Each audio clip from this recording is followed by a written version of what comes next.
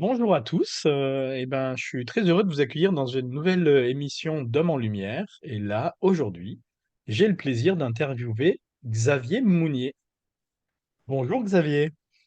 Bonjour Ludovic, bonjour à tous. Alors Xavier, si tu devais te présenter pour les gens qui nous regardent, qu'est-ce Yes. que tu pourrais nous dire? Alors j'ai 40 ans aujourd'hui, j'habite à l'île de Ré, c'est là où je vis, et j'ai deux casquettes. Je donne des formations de connaissance de soi, ça s'appelle l'énéagramme. Ça, c'est ce qui occupe la moitié de mon temps. Et le reste du temps, je gère un verger en permaculture euh, qui fait 5000 mètres carrés, un demi-hectare, où on a planté à peu près un millier d'arbres.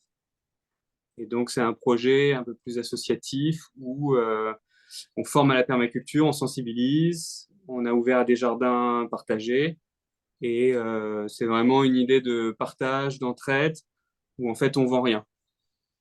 On est juste là à transmettre ce qu'on a compris, ce qu'on a appris et on sensibilise aux enjeux de la permaculture. Ok. Donc ça veut dire que tout est... Ouais, c'est hyper court, mais ça me va. Ça veut dire que tous les ateliers que tu fais sur la permaculture sont... c'est gratuit, c'est participation libre ou vraiment Alors, gratuit? l'histoire, c'est que moi, ça fait que depuis 4 ans que j'ai commencé vraiment à lancer ce projet de permaculture. J'ai appris pendant 9 mois dans un écolieu qui s'appelle Le Bouchot en Sologne. Et d'ailleurs, c'est vraiment un lieu que je recommande. J'ai fait du woofing là-bas. Je partais pour 2 semaines et je suis resté 9 mois. Ça a un peu bouleversé ma vie. Et si tu veux, au début, bah, tu apprends, hein. Donc, on a appris à planter les arbres, à gérer le potager. Donc, je suis loin des experts et des grands professionnels de la permaculture. Et très vite, avec le confinement, si tu veux, on s'est rendu compte que il y avait des jeunes ici à l'île de Ré qui s'ennuyaient, qui avaient envie de donner de leur temps. Et donc, on a eu des journées pendant le confinement où personne ne pouvait sortir, sauf tu avais le droit d'aller faire du potager. Et donc, on avait une vingtaine de personnes. Et donc là, avec mon collègue Thibaut, on s'est dit, ben, on va créer un groupe WhatsApp. Donc, tu as aujourd'hui 70 personnes du coin qui sont sur ce groupe. Et de temps en temps, régulièrement, une fois par semaine, on propose des sessions gratuites de 3 heures où les gens viennent apprendre. Et en même temps, il y a de la théorie et de la pratique qui nous permet ben, d'avancer. Parce que quand tu as 20 mains qui t'aident à pailler ou à planter, bah, forcément, tout va plus vite. Hmm.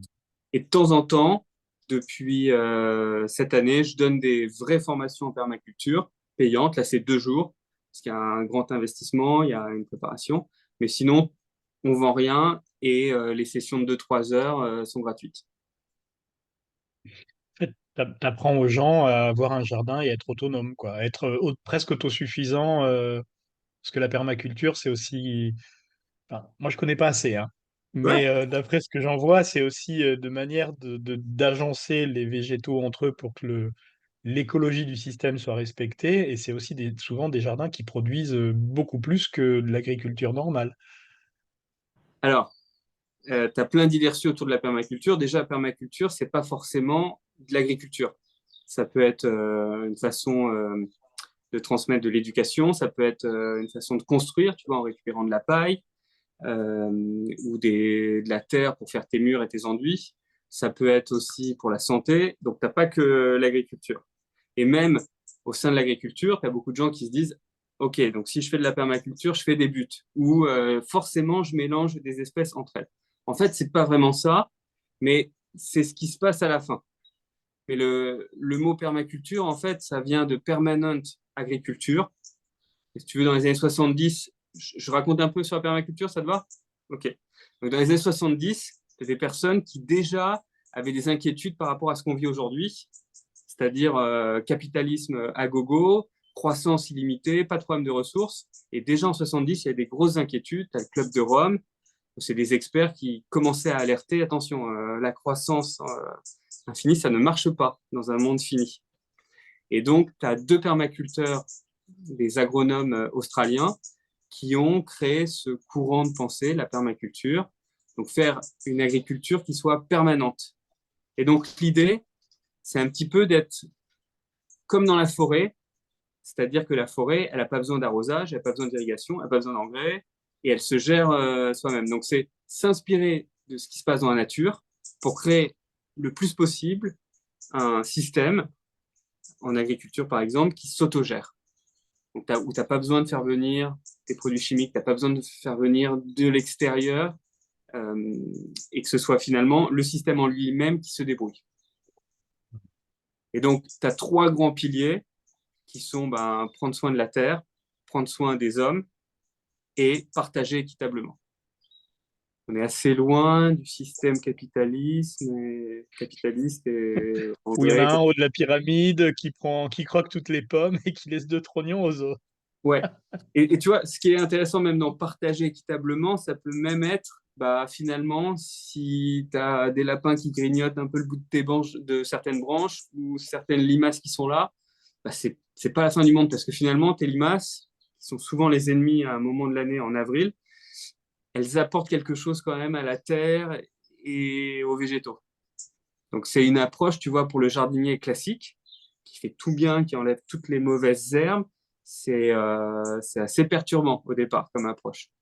C'est limite, je pense, plus facile pour des novices comme moi il y a 5-6 ans, qui n'en ont jamais fait, parce que moi, je ne sais pas, par exemple, où tu achètes des pesticides, des insecticides, je ne sais même pas, tu vois, comment ça marche. Donc quand tu n'as jamais touché à ces produits-là, c'est limite plus accessible que le jardinier qui, pendant 20 ans, a travaillé avec d'autres techniques. Hmm. En fait, moi, ce que j'entends dans ce que tu me dis, c'est que c'est une vision, dans la médecine et l'accompagnement, le développement personnel, on a des visions, ce qu'on appelle holistiques. Et finalement, c'est aménager, entre guillemets, un extérieur qui soit potager ou d'ornement de manière holistique, où tous les paramètres du vivant sont pris en compte et qui puisse durer dans le temps, quoi. Tu as tout résumé. En fait, moi, c'est ce qui me touche et c'est aussi pour ça que j'ai des liens entre l'énéagramme, qui est une grille de lecture de la personnalité. Alors, le mot holistique, je le maîtrise et je ne l'utilise pas souvent, mais en tout cas, on est plus dans une forme de, comme la médecine préventive, tu vois, où tu viens plutôt guérir à l'intérieur ce qui se passe plutôt que de guérir la maladie une fois qu'elle est arrivée. Mm. Et donc, ce qui est assez perturbant aussi, c'est que c'est une technique qui est à l'opposé du système actuel où tu veux tout de suite que ça marche, tout de suite des rendements. Et donc, parfois, tu es un petit peu obligé de laisser faire la nature. Donc, par exemple, quand tu as un champignon, une maladie sur un arbre, tu ne vas pas nécessairement traiter tout de suite. Tu vas plutôt faire en sorte soit d'apporter une solution qui vient, tu vois, par exemple, j'ai une bêtise pour les pêcher, tu mets des coquilles d'œufs, mais c'est aussi parfois attendre 1 an que l'arbre ait réussi à développer ses défenses immunitaires et que l'année prochaine, il soit de lui-même résistant aux maladies.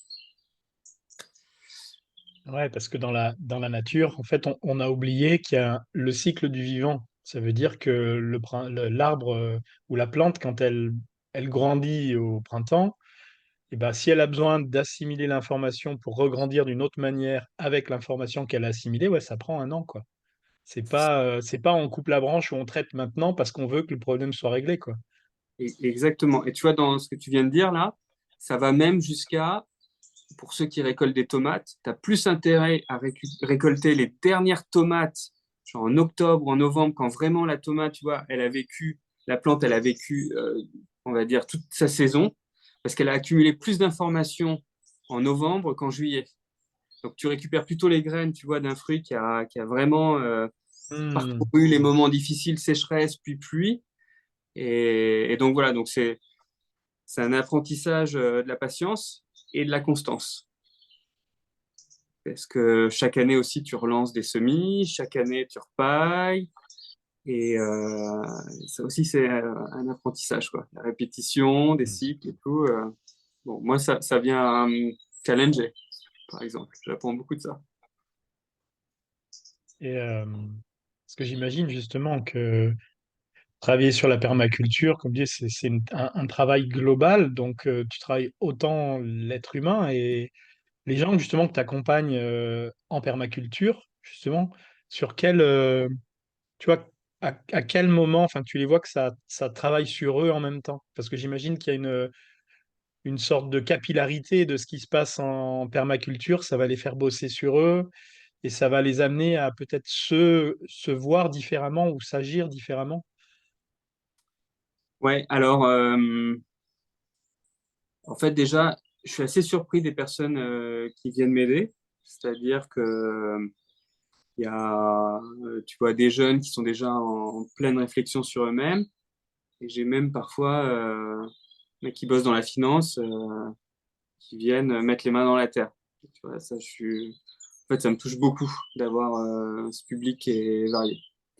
Euh, je sais pas trop comment répondre à ta question, parce que je pourrais même te dire pour moi, j'ai l'impression que de toute façon, quand tu commences à cultiver euh, un fruit, une plante, un arbre, que tu mets les mains dans la terre, entre guillemets, tu peux pas être une mauvaise personne. Et tu vois, quand tu es dans l'entraide, quand tu es à partager un jardin ou partager ta récolte parce que ça a bien marché chez toi et ton voisin à côté, là, à 10 mètres, ça n'a pas bien marché, tu vois, je vois pas comment tu peux générer de la négativité. Et donc, en fait, j'ai juste envie de te répondre par ça. Finalement, moi, je sais que chaque fois que j'y vais dans le verger, ça me ressource, ça me fait du bien et j'ai l'impression d'être une meilleure personne après. C'est un peu passe-partout ce que je dis, mais je vois pas comment tu peux être un bad guy, tu vois, en étant dans le potager et en partageant, en faisant preuve d'entraide avec les autres. C'est comme, moi, ce que j'entends, c'est comme si la nature, même sans rien faire, c'est un maître. Enfin, c'est comme si elle accueille et puis elle sait que de toute façon, rien qu'en étant présent, eh ben, elle va s'immiscer petit à petit, puis elle va venir malaxer l'être humain pour qu'il il redevienne en harmonie, quoi. C'est chouette. Ouais, carrément. Mm. Moi, enfin, je me rends compte, enfin, j'ai interviewé Jean-Philippe de Tonac il n'y a pas très longtemps avec son dernier livre, et justement, dans tous les hommes qu'il a interviewés, il y avait toujours ce retour un petit peu à la nature, dans les chemins des hommes, et finalement, est-ce que ça serait pas la principale cause tu vois, comment dire, pas de la déchéance de notre système, mais de notre système qui arrive au bout parce qu'il est coupé du rythme de la nature, coupé de la nature, coupé des saisons, coupé du vivant.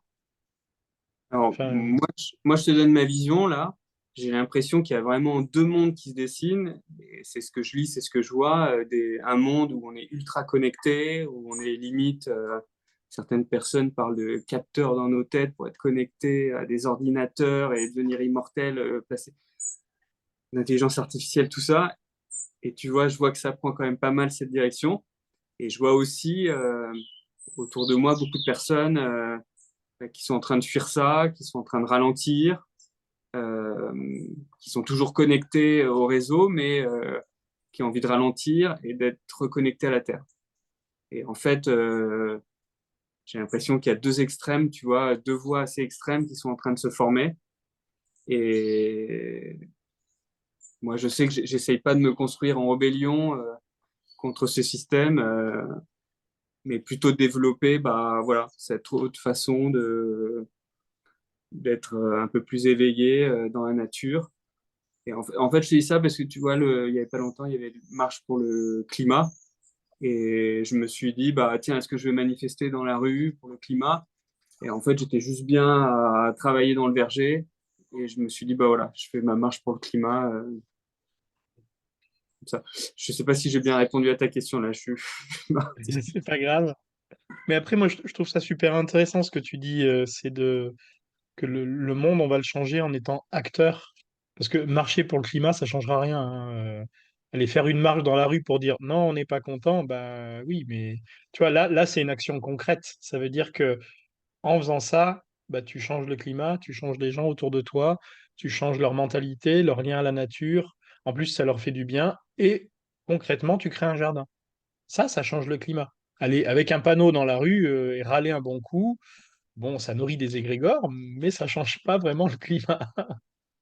ouais, ouais, je suis partagé parce que tu vois, si on était quand même 30 millions dans la rue, je pense que tu vois, ça aurait sûrement un impact sur les politiciens. En tout cas, pour en revenir à cette marche-là, juste dans le potager, ce qui me touche beaucoup, c'est, pour revenir à une question que tu as posée tout à l'heure, c'est que je vois que certaines personnes, quand même, qui n'auraient jamais pensé à ça, se mettent à se lancer sur des petits projets dans leur jardin, sur leur balcon. Et ça, j'adore, tu vois, semer des graines finalement chez les autres qui eux-mêmes vont inspirer d'autres personnes et ça fait boule de neige et ça, c'est vraiment chouette. Parce que finalement, avec un petit jardin, là, je reviens de chez un pote qui s'appelle Antoine. euh, il y a 2 ans, il n'y avait rien dans son jardin. Là, il y a des arbres de partout, il y a des citronniers et il inspire plein d'autres personnes comme ça. Et voilà, j'adore cet effet boule de neige. Et justement, je rebondis, ton ami Antoine, là, où tu dis, bah, il y a 2 ans, il a commencé son jardin, là maintenant, il inspire les gens, son jardin est luxuriant et tout. Est-ce que, humainement, tu as vu le changement de la personne même? Tu vois, c'est quoi le changement que tu as vu en lui? Pas dans le jardin, hein, juste le lien, pour voir le lien avec... enfin, est-ce qu'il y en a un déjà? Ouais, il a fait aussi les formations Enneagram, alors tu vois, du coup, ça fait un peu vendeur, mais bon, il avait déjà quand même pas mal travaillé sur lui. D'ailleurs, là, il revient d'un stage MKP, là, les guerriers. Le nouveau guerrier, oui, Ouais, voilà. le Donc là, Manifest bon, Project. voilà, je trouve que tu vois, ça va dans. Je le trouve, ouais, en tout cas, plus confiant, plus épanoui, plus sûr de lui, plus doux. Hmm.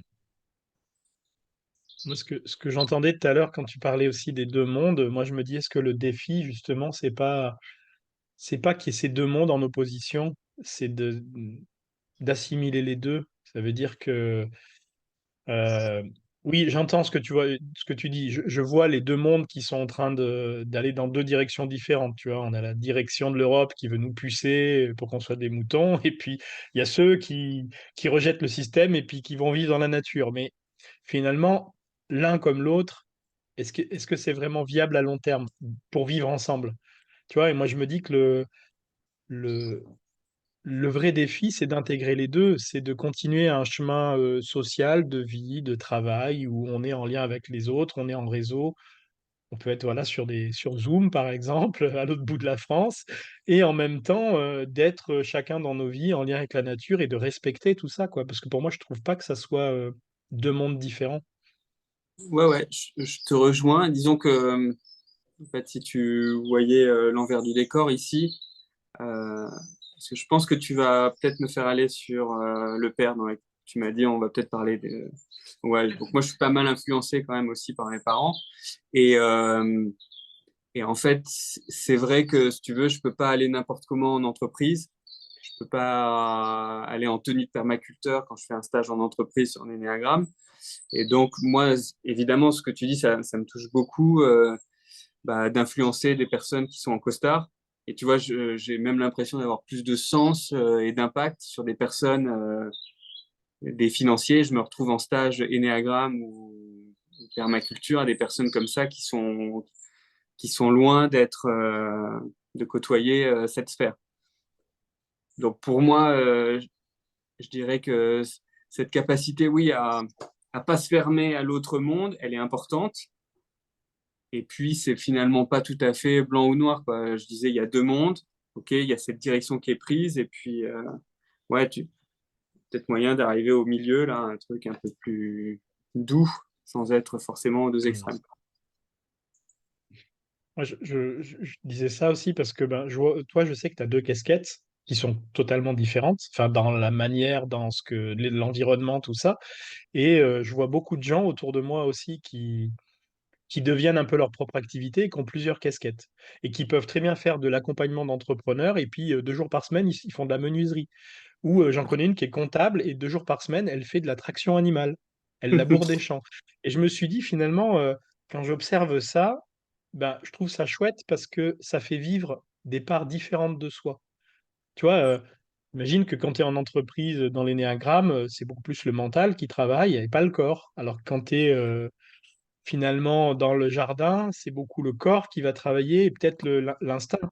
Et que c'est vraiment, tu vois, c'est pour ça que je disais, les deux mondes, ils doivent se relier parce que en nous, les mondes et les différents règnes aussi, ils doivent se relier, quoi.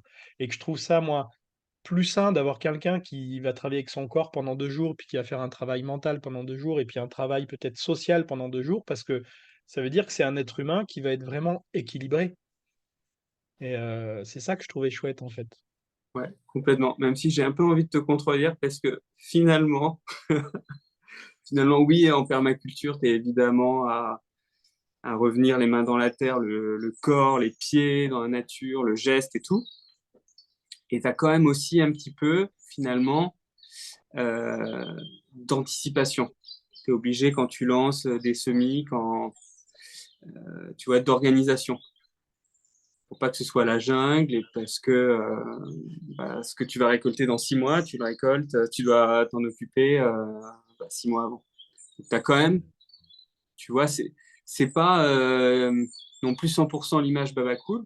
Il y a quand même une idée de production, de produire pour manger en permaculture, tu vois, de pas faire ça pour rien, quoi. Et donc, bah, tu as un petit peu de réflexion sur comment tu organises tout. Tu vois, on parle de design, de... donc tu as littéralement, normalement, quand tu te lances dans un projet en permaculture, à plancher sur le design pour que ce soit après le plus simple dans l'organisation. À quel endroit je mets le potager, à quel endroit je mets la récupération d'eau, les toilettes sèches et tout. Et donc ça, on dit normalement, c'est 100 jours de design pour un jour de mise en pratique. Donc il y a quand même, tu vois, le travail mental. Et en énéagramme, il y a aussi, on vient sur les deux autres centres d'intelligence, sur le cœur et le corps.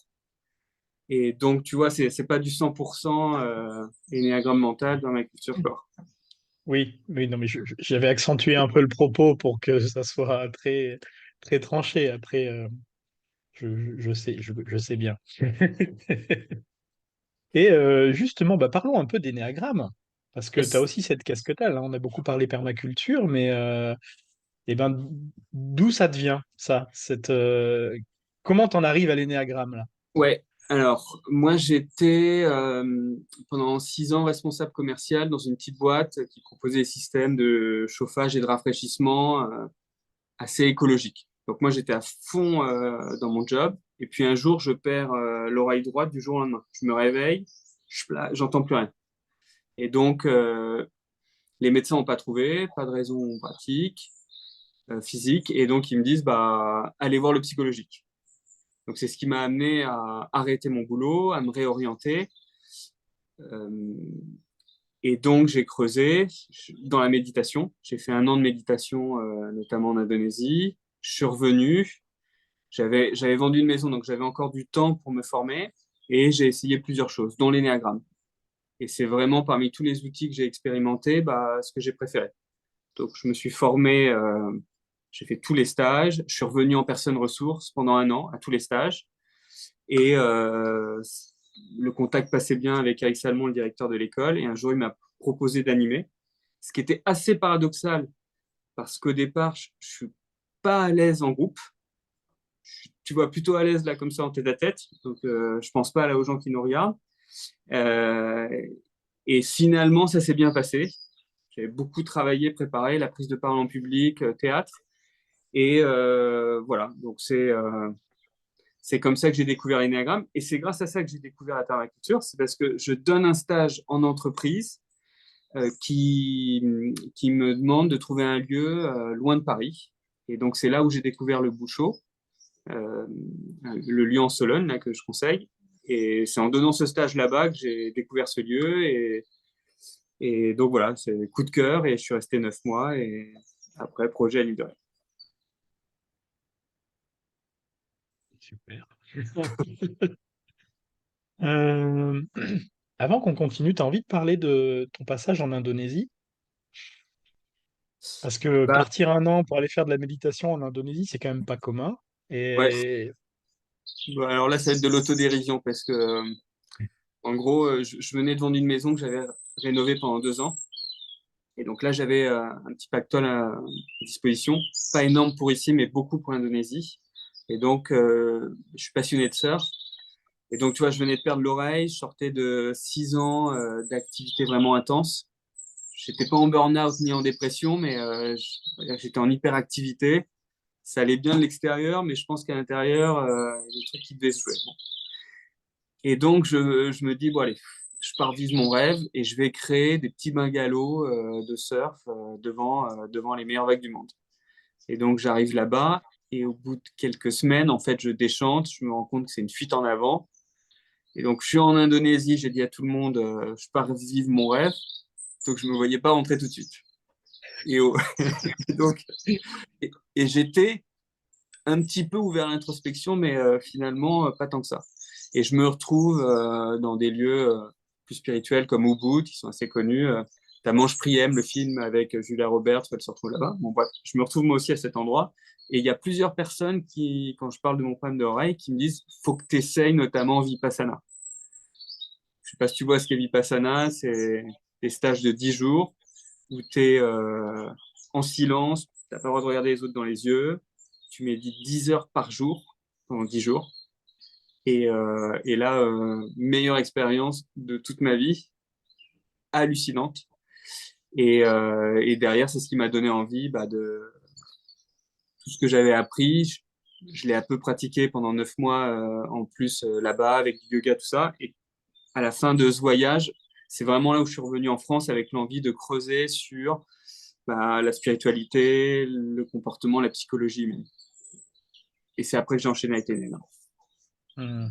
Et au point de vue de ton oreille, il y a quelque Alors, chose qui a évolué? Il y a eu une prise de conscience de ce qui s'est passé ou... non, il y a pas comme c'est miraculé là en hypnose d'histoire magique. Je l'ai pas retrouvé, mais finalement je me dis ça m'a sorti d'une vie, je sais pas qui me correspondait. Ça a été un accident de parcours. C'est galère quand je suis dans des environnements très sonores. Il y a pas mal de personnes comme ça en France, hein. Il y a 100 000 personnes qui ont des surdétés brusques. Et tu vois, je l'ai pas appareillé, donc non, je l'ai pas résolu, mais ça m'a permis de découvrir des belles choses. Et moi, je pensais, bon, quand tu interviens en énéagramme, c'est vraiment dans le milieu professionnel, formation en entreprise. Non, pas que. Il y a la moitié de mes stages qui sont en entreprise. Alors, j'ai notamment le CJD, c'est le Centre des jeunes dirigeants.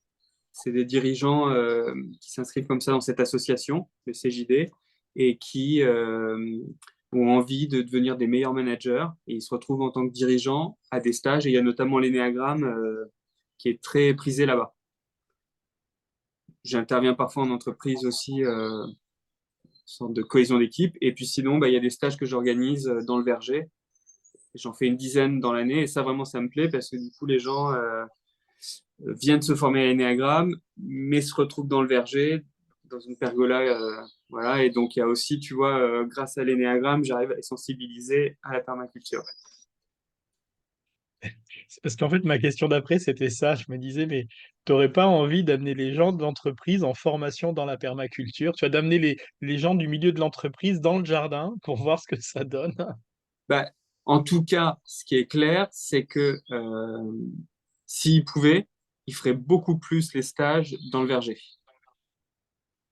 Mais après, quand c'est en entreprise, tu as des raisons, genre les Calliope ou les accès handicapés, tout ça, qui fait que maintenant, bon, quand tu veux que ce soit pris en charge, il faut que ce soit hyper normé. Et donc là, on n'est plus trop adapté pour ça.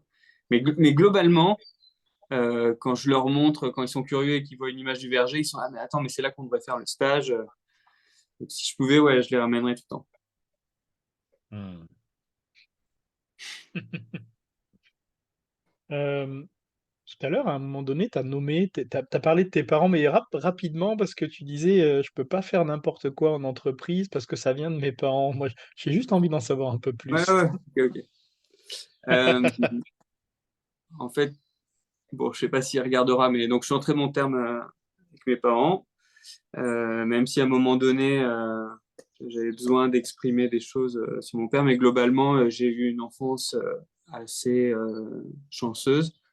Je n'ai pas manqué de beaucoup de choses. Et en fait, mon père, lui, il a plutôt ce tempérament de faut réussir, faut pas être inactif, faut avoir une bonne image, être poli et tout.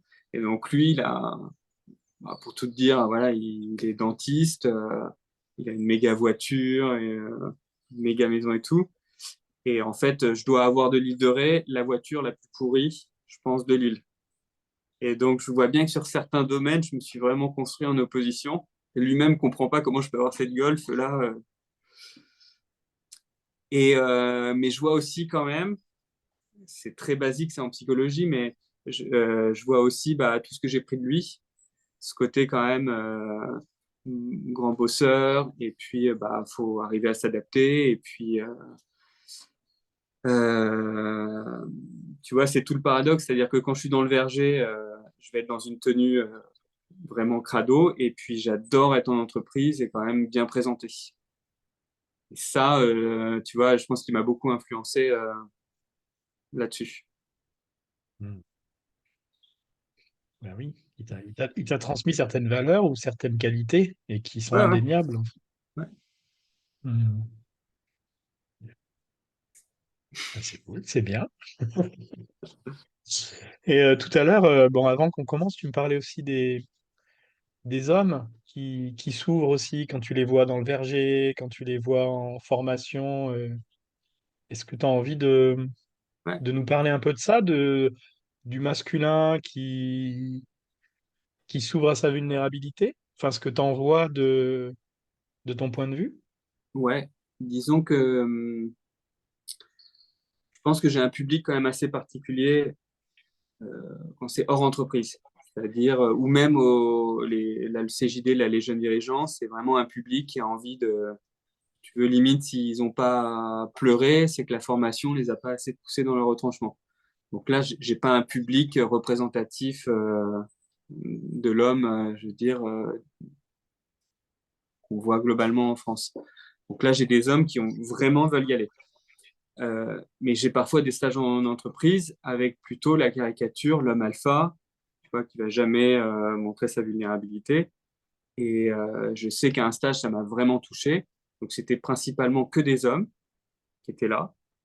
Je ne vais pas citer la profession, mais on va dire un mec vraiment costaud comme ça. Et puis, tu vois, faut être fort dans la vie, etc. Et puis, tu as un exercice à un moment donné où tu présentes un dessin, un blason, comment eux, ils se voient. Et donc, il y en a un qui, je lui dis, qui veut commencer? On est quatre. Et puis, il y en a un qui monte son blason comme ça. Voilà, donc, et là, qui explose en larmes. Dans la seconde, tu as les trois autres hommes qui fondent en larmes. Bon, moi aussi, tu vois. J'avais cette posture d'animateur, mais c'était tellement touchant.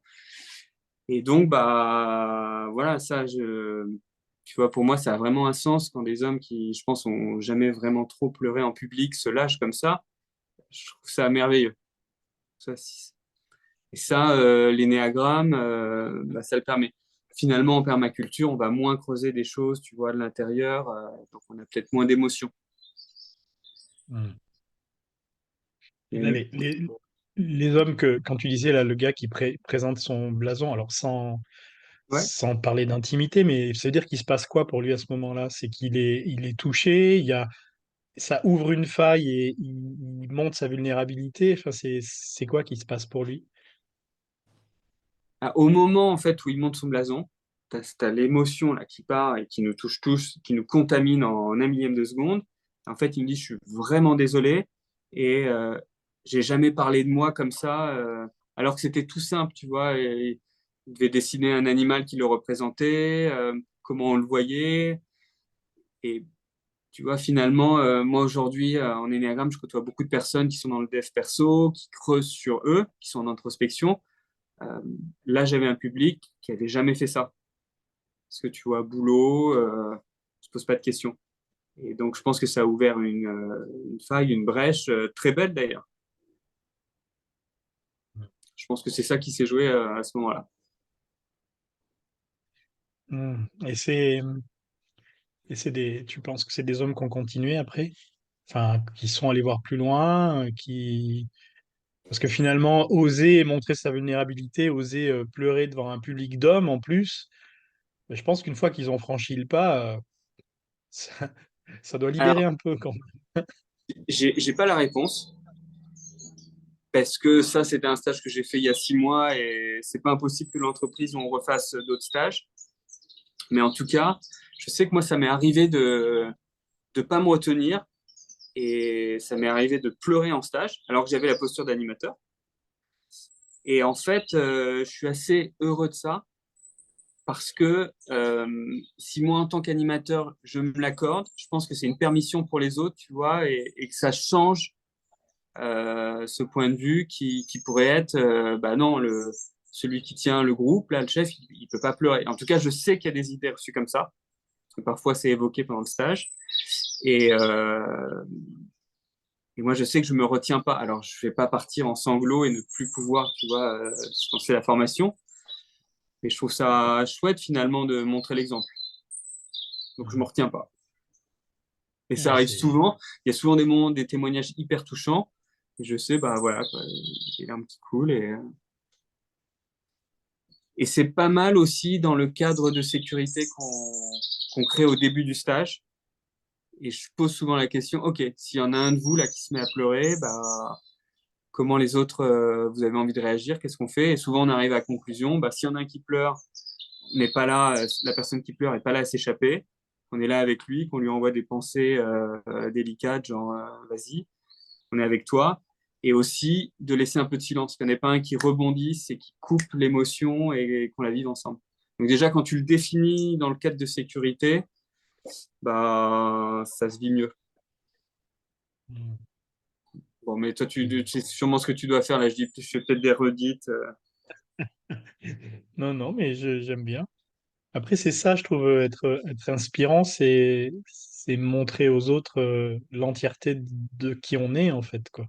Parce que si toi, en tant que formateur qui a la place de leader à ce moment-là, d'exemple, tu te permets ça, c'est comme tu dis, ça ouvre la porte aux autres de se dire, ah, déjà, c'est possible.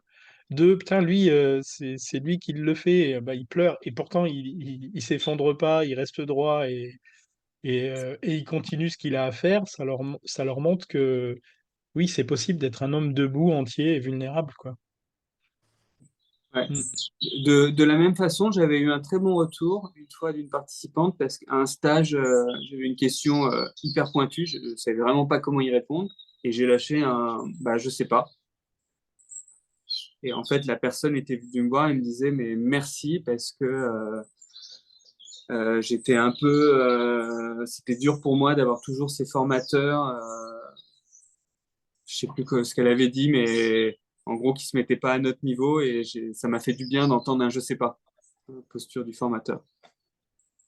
Ouais, d'être humain, d'être au même niveau. Moi, je sais que quand Ouais. j'accompagne des hommes aussi en stage, ben, moi, je leur dis, vous savez, ben, aujourd'hui, je suis là à cette place, mais moi, après, demain, dans ma vie de tous les jours, je suis à votre place aussi, quoi. Je suis toujours en chemin, j'apprends, je vais me former, je vais voir des thérapeutes pour me faire accompagner. Donc oui, temporairement, je suis à cette place-là, mais je suis au même niveau, en fait, quoi.